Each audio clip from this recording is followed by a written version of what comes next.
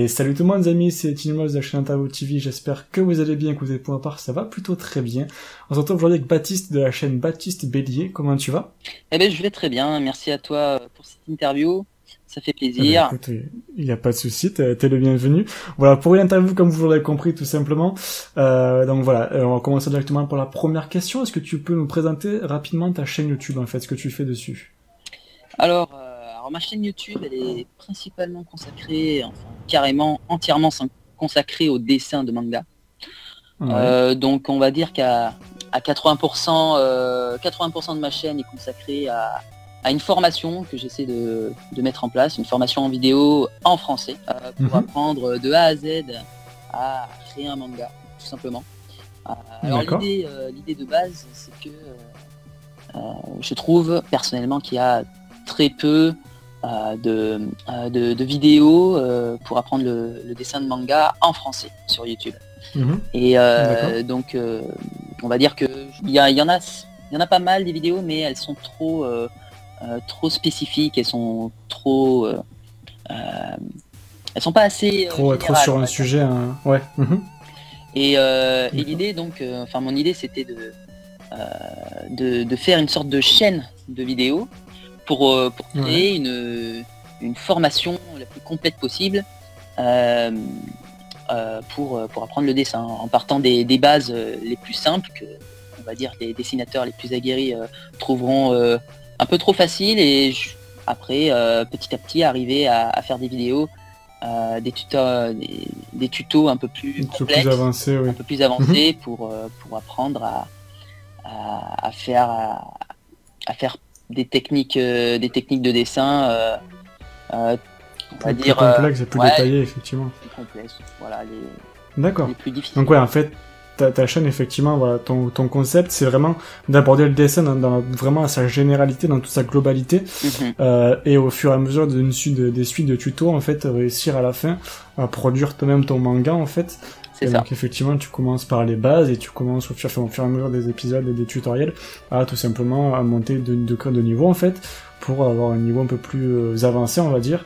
Et donc c'est vrai qu'effectivement au niveau des vidéos, au niveau du dessin sur les tutoriels, je précise, il y a très peu de chaînes françaises là-dessus. Et comme tu l'as très bien dit, effectivement c'est plus des tutos où en fait c'est sur quelque chose en particulier, sur un domaine en particulier, un type de dessin en particulier, et non pas le dessin dans sa globalité. Et donc effectivement, tu peux par exemple aimer un youtubeur pour quelque chose qu'il fait, mais en fin de compte, vu qu'il est assez limité, il fait qu'une certaine type de choses, du coup tu ne pourras pas, améliorer tes compétences et avoir d'autres choses qui pourraient être possibles au niveau du dessin. Et donc c'est ça qui est cool effectivement avec ta chaîne YouTube, c'est que tu proposes plein de contenu en fait sur plusieurs types de dessins, comme tu l'as très bien dit. Et donc du coup on peut se retrouver dans n'importe quel tuto et apprendre au fur et à mesure, à découvrir à chaque fois de nouvelles choses. Ça effectivement c'est quelque chose qui est plutôt cool effectivement. Ah ben ça fait plaisir. Tu vois, de première question, déjà des compliments, bim. Mais voilà, que du coup, déjà ça t'a aidé, et toi, si t'as envie. Alors moi je t'avoue que le dessin, je sais pas trop dessiner, mais j'adore énormément regarder du dessin, les gens qui font du dessin. Je trouve ça juste magnifique à voir. Mais malheureusement je n'ai pas la chance, et c'est vrai que je prends pas forcément également le temps de dessiner. Il faut du temps. Il faut du temps effectivement, mais je trouve ça vraiment magnifique de voir des gens dessiner. C'est quand ils font des créations, c'est juste sublime quoi. D'accord, donc tu m'as dit voilà principalement tu fais ça, mais est-ce que tu fais du coup d'autres choses sur ta chaîne YouTube peut-être? À part les tutos, sur les dernières vidéos j'ai mis en place un petit concept assez sympathique pour avoir une relation un peu plus proche avec ceux qui me suivent, en essayant de donner des conseils en vidéo par rapport sur les dessins qui m'envoyaient. Qui t'envoie, ouais. Et donc j'ai réussi à faire que 3 vidéos là-dessus. J'en avais préparé d'autres, mais je les ai pas montées et publiées. Donc tout simplement parce que mais ça arrive en tout cas. Alors ça arrive, mais je pense que en ce qui concerne les conseils en vidéo, je vais arrêter d'en faire tout simplement des vidéos, mais je m'en servirai plutôt dans mes lives.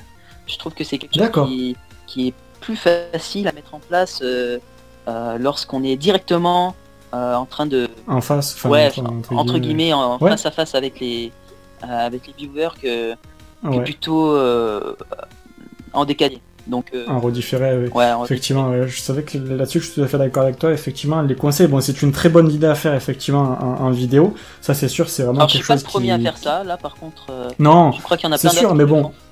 Oui, c'est sûr, c'est sûr. Mais comme tu l'as dit, en fait, ça permet de te rapprocher effectivement de tes abonnés. Et tu vois aussi tes abonnés qui sont plus ou moins fidèles parce qu'ils voilà, ils t'envoient des dessins, etc. Donc ils sont vraiment actifs sur ta chaîne. Mais comme tu l'as dit, effectivement, ce sera beaucoup plus pratique sur des lives parce que c'est du direct. Donc en fonction, par exemple, de ce que tu fais toi en direct, ils peuvent te poser des questions et disant voilà, moi j'ai des difficultés ici, qu'est-ce que tu me conseilles, voilà, quelle technique tu pourrais me conseiller. Et effectivement, c'est beaucoup plus simple en direct. Donc effectivement, c'est vrai que c'est une bonne idée sur des lives de faire ça, effectivement. Et ça fait du coup une exclusivité pour ceux qui regardent le live. Voilà, ça me pousse du coup effectivement à regarder également les lives. Oui. Tout à fait d'accord. C'est une très bonne idée en tout cas. Ouais. Ah oui, merci. Alors on va passer du coup maintenant à la deuxième question. Qu'est-ce qui t'a poussé à te lancer sur YouTube en fait? Est-ce qu'il y a quelqu'un qui t'a motivé ou est-ce que tu t'es dit bah tiens, j'ai envie de me lancer sur YouTube? Alors YouTube, enfin avant j'étais vraiment juste un spectateur, hein, je faisais aucun contenu. J'aimais bien ce site et en fait au début j'étais pas trop, enfin au début j'étais vachement dans le dessin quand j'étais petit, mais après j'étais beaucoup dans le gaming. Je regardais énormément de chaînes de jeux et notamment sur un jeu qui a duré sur toute mon adolescence, on va dire. J'y ai joué pendant des années, c'était Little Big Planet. Ah oui, effectivement, ce jeu était juste génial, ce jeu. Et voilà, j'étais dingue de ce jeu. J'étais un fou. Et je regardais que des vidéos là-dessus, tout ça. J'étais aussi très actif sur le plus grand forum français dédié à ce jeu. J'ai été amené à créer des tutoriels pour aider les autres, qui on va dire que voilà, par mon devoir, j'ai dû créer quelques tutoriels et la plateforme YouTube m'intéressait et je me suis mis à faire des vidéos sur Little Big Planet. Donc dans un premier temps, j'ai pas fait du dessin, mais j'ai fait du Little Big Planet. Mais j'ai envie de te dire, bon, c'est vrai que ça ne se ressemble pas forcément à Little Big Planet, mais il y a quand même une partie de création, parce que Little Big Planet, effectivement, tu dois créer en fait des mondes pour qu'après les personnes puissent venir jouer dessus. Exactement. Et donc effectivement, même si c'est pas forcément du dessin, ça se rapproche parce que ça reste de la création. Donc c'est vrai que ça se ressemble un petit peu, on va dire. Ouais, mais d'accord, faut avoir un esprit assez créatif, c'est ça, bien sûr. C'est sûr. Mais d'accord, c'est vraiment très original, effectivement, quelqu'un qui était présent sur des forums, qui du coup est amené effectivement du coup à créer des tutos, s'est dit bah tiens, du coup ça me plaît le tuto, et en fin de compte du coup t'es passé sur des tutos dans le domaine des tutos, mais voilà, sur le dessin maintenant. Voilà, le problème c'est que Little Big Planet ça a commencé à vraiment s'épuiser, notamment avec la sortie de Little Big Planet 3 qui était vraiment pas terrible, tout 3 c'était un vide absolu, et donc ça avec toute l'équipe de modération du forum, on a été un peu déçus et on a perdu motivation. Ouais. Et moi le premier, hein, avant tout le monde, j'ai oui, parce que j'imagine que vu que du coup tu attendais en fait ce jeu, tu t'es dit voilà, je vais être à fond dessus, et quand tu l'as vu et que t'as vu que c'était pas forcément top, du coup t'as parti de la motivation et tu t'es dit j'ai bien envie de repasser sur un ancien jeu. Voilà, pour moi c'était il me fallait la nouveauté parce que ça fait quelque temps que j'étais sur ce jeu. Je voulais découvrir autre chose, et en fin de compte effectivement ça peut un mauvais jeu peut effectivement pas dégoûter mais démotiver. Voilà, je me suis dit allez, je vais faire du dessin. Et là maintenant t'es sur YouTube. Et tant qu'à faire, autant que ça soit utile. Donc je me suis dit fais pas juste des dessins pour faire du dessin. Fais ce que t'aimes toi faire d'habitude, des tutos. D'accord, c'est très original comme disait effectivement quelqu'un qui était sur des forums et qui du coup a basculé sur YouTube. C'était du coup effectivement une suite d'événements qui t'ont permis en fait de te lancer là-dedans. Et effectivement maintenant j'imagine que t'es à fond là-dedans, enfin ça te plaît toujours autant. Ça me plaît énormément. Si on compare à ce qui se passe au Japon, évidemment je prends l'extrême, c'est vrai qu'on a quasiment personne. Et pourtant le manga est très important chez nous, on le sent, hein, on a envie, de toute façon, d'avoir des mangakas français, c'est quelque chose qui devient à la mode. Voilà. C'est totalement présent dans la culture française, et il me semble même que je pense pas tant de bêtises quand je dis ça, mais il me semble qu'on est même les plus gros consommateurs en fait de mangas les Français, en fait, les plus gros consommateurs de manga, il me semble, dans le monde ou dans l'Europe, en tout cas. Ouais, hors Japon, je crois qu'on est les premiers, oui. Ouais, il me semble, je suis quasiment sûr. Alors évidemment, les premiers sont le Japon. Hein. Enfin, oui, bien entendu. Japon, mais... Bien sûr. Ok, très bien. Voilà, je te propose du coup, en plus c'est une très bonne transition parce que voilà, la troisième question c'est quels sont tes mangas ou tes animés préférés? Mon manga préféré c'est Hunter x Hunter. Ou Hunter. D'accord, ok. Manga à regarder à tout prix quoi. À lire à tout prix. Ouais. D'accord. C'est une bombe ce truc. Dans ta voix, ça s'entend effectivement que t'es vraiment à fond dessus. Ouais, je suis un gros fanatique. Là j'ai un manga qui me passe par la tête. C'est Hippo, le boxeur. D'accord. Ça c'est vraiment un manga super bien. Après j'ai été fan de Naruto comme on va dire la plupart du monde. Même si j'ai été un peu déçu par la fin, à mon avis, pas mal de monde. Puis je suis fan de la licence, parce que c'est un jeu de Fate. Fate, oui, d'accord. Day Night, Fate Zero. Pourquoi t'es un gros fan, j'imagine, d'animé aussi, donc j'imagine que tu dois avoir une grosse liste, effectivement, de... Je suis un vrai fan, ouais. D'accord. Code 10. Code 10. Ah, Code 10. Code 10, je suis vraiment fan. J'ai bien aimé. Okay. Et tiens, un autre manga, Death Note, évidemment. Voilà. Oui, la base. Voilà, ça vole pas très haut, tout ça, mais... Non, mais c'est très bien, c'est une très bonne... Non, mais je pense que c'est un des tops qui remonte le plus, effectivement, dans ce que tu viens de dire, ça remonte effectivement toujours dans les tops. Ok, alors maintenant on passe du coup sur les dessins. Combien te prend en général de temps la création d'un dessin, en fait? Combien de temps ça te prend à peu près de faire un dessin? Je passe au moins 1h30, 2 heures. Ah ouais. Ouais, facile, j'imagine. Pour un dessin normal, un dessin. Ouais. Pas juste un petit croquis, non, un dessin. Oui, 2 heures. D'accord. Ouais, 2 heures. Okay. Après, si 2 heures, 2 heures, 2 heures et demie. Tu fais plutôt dessin sur papier ou sur tablette graphique? Tablette graphique. Graphique. Alors. Parce que voilà, c'est plus complet, j'imagine. Alors la différence est toute bête. La tablette graphique, ça me permet de gagner en rapidité. Et voilà, et moi, du coup, comme tu viens de dire, ce que je rajouterais en fait en plus de ça avec les tablettes graphiques, ce qui est pratique, c'est que t'as pas besoin en fait, comme sur un dessin, sur le dessin papier, d'acheter 10 milliards de choses en fait. Tu as tout directement sur ton logiciel et de manière gratuite. Et donc ça, c'est déjà, comme tu as dit, un gain de temps, un gain d'argent, et puis c'est beaucoup plus rentable à la fin, j'ai envie de te dire, parce que une fois je sais pas, tu dois faire quelque chose, en fin de compte, ton crayon il est mort, ou que ce soit, enfin voilà. Là au moins t'as tout sur ta tablette graphique, et au moins t'es tranquille, quoi, tu peux le retoucher comme tu veux, y a pas de souci. Ouais, effectivement, chaque appareil a ses inconvénients et ses qualités, voilà. Ses qualités, ouais. Le mot.